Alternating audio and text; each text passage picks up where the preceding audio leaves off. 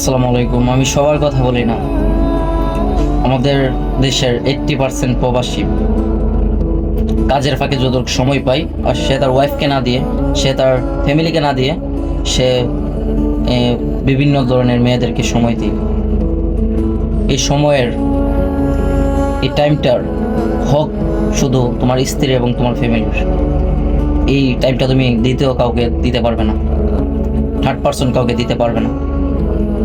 ওকে, তোমার স্ত্রী তোমার কলের অপেক্ষায় থাকে আর তুমি কাজের ফাঁকে সময় পাইলে অন্য এক নারীর সাথে কথা বলবা।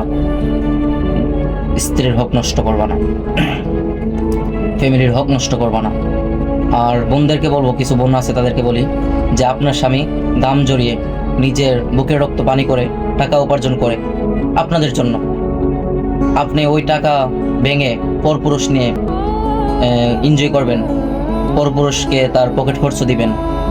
হ্যাঁ, আপনার স্বামীর কষ্টের টাকা, তা ঠিক না, এটা ঠিক না।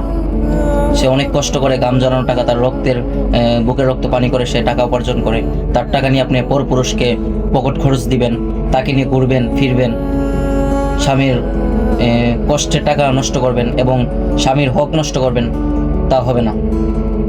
আমি এরকম অনেক দেখছি বাংলাদেশে, এগুলো করবেন না প্লিজ, আন্ডারস্ট্যান্ড। আর আপনাদেরকেও বলি, আপনারা ফোনের মধ্যে ফোনটা কইরা মানে খাদ্দাম আছে কিছুগুলা, আর কিছু আছে আপনার বাংলাদেশেরই বিদেশি বেড়াইদের সাথে কথা বইলা বলে এই যে টাকার দান্দা।